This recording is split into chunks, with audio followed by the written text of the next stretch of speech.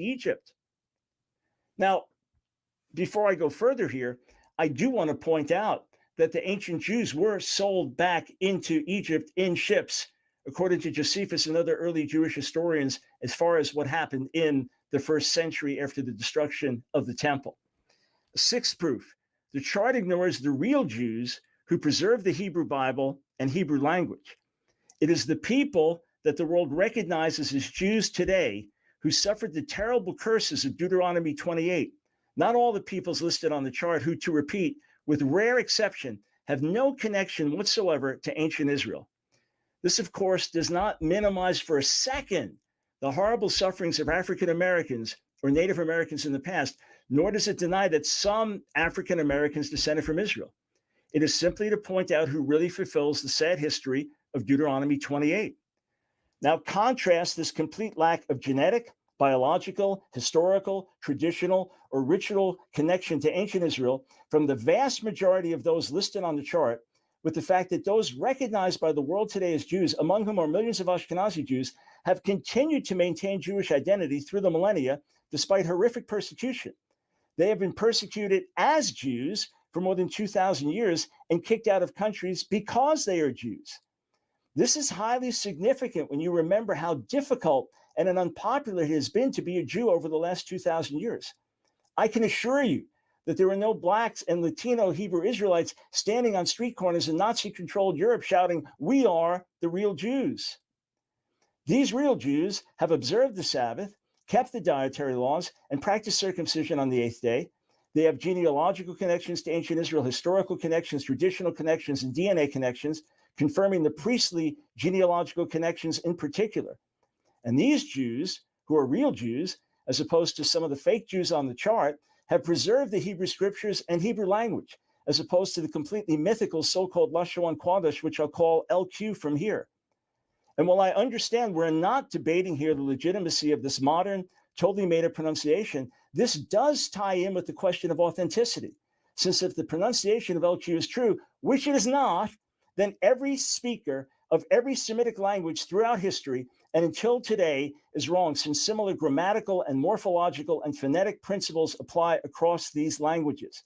If the pronunciation of LQ is accurate, which it is not, then every recognized Hebrew and Semitic grammar and lexicon is wrong, along with every Semitic place name on every map, including place names like Jerusalem and Judah, and every transcription of Hebrew in the Greek Septuagint and the Greek New Testament, including the names of the 12 tribes in Revelation 7, they're all wrong if LQ is right. In short, LQ contradicts every Semitic language spoken or written in history because it is a recent Hebrew Israelite invention, and we can trace vocalization back to ancient times. This calls into question the Hebrew Israelite claim to authenticity, since the same Hebrew Israelites who purport to have the true pronunciation of Hebrew also purport to have the true information about the 12 tribes.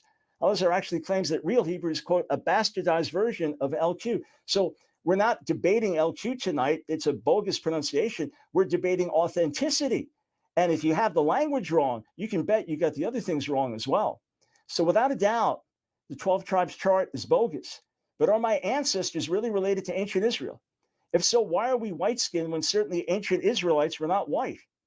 Some claim that we're descendants of the Khazars who allegedly converted en masse to Judaism in the 9th century, but that theory has been thoroughly debunked along several lines, including genetic, historical, and linguistic. And if the Khazar argument is raised, I'll be glad to rebut it. As for the Hebrew name Ashkenaz in the Bible, it refers to an entirely different people having nothing to do with Europe, referring most likely to the Scythians and now extinct people in Central Asia. So first proof of our authenticity, DNA confirms the authenticity of Ashkenazi Jews. As for the most comprehensive recent DNA study of Ashkenazi Jews, spearheaded by geneticists from the Hebrew University of Jerusalem at Harvard Medical School and published November 30th, 2022, it confirms that we can trace our lineage back to first century Jewish communities in Italy, which would include those sold as slaves into Rome, as well as earlier Jewish communities there, which Acts mentions. And here's a reference to the study.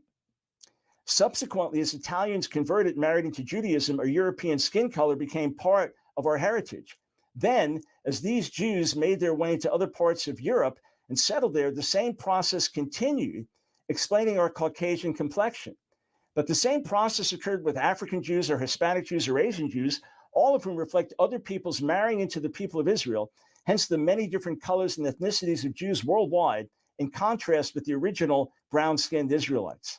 For the record, even if you argue that the original Israelites were black, then there had to be conversion and intermarriage to explain the other ethnic and racial groups on the chart. But not only does DNA in general give us a clear link back to ancient Israel, the fact is, as I mentioned before, Ashkenazi Jews who are of priestly descent share the same priestly gene as do Lemba Jews in Africa and Sephardi Jews worldwide. How could this be unless our Kohanim, our priests, actually descended from a common priestly ancestor? If Ashkenazi Jews have no genetic connection to Israel, then where did we acquire this gene?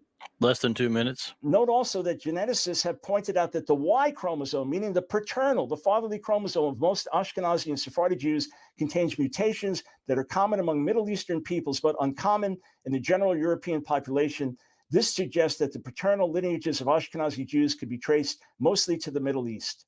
These geneticists add that diaspora Jews from Europe, Northwest Africa, and the Near East resemble each other more closely than they resemble their non-Jewish neighbors. Put it another way, Ashkenazi Jews originated in the Middle East.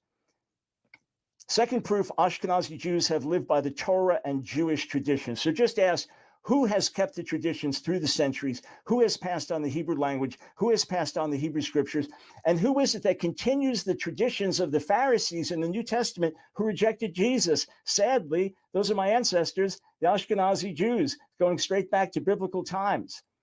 And then lastly, God has brought us back to the land of Israel in accordance with his promises. Yeshua made clear in Matthew 23 that a Jewish Jerusalem must welcome him back. So the question is, who is it that God brought back to Israel and controls Jerusalem today? It's Sephardi Jews and Ashkenazi Jews and Mizrahi Jews and Ethiopian Jews, among others. And as for the sufferings these Jewish people have endured, including Ashkenazi Jews, our pain is as great as the pain of any people through history. So I could expand on all these points at great length, along with expose more of the fallacies of the chart. Listen carefully to Al-Azhar. Listen for concrete, clear, undeniable proof. And anything that raises a question, I will address it in the rebuttal. Thank you for your time and your attention.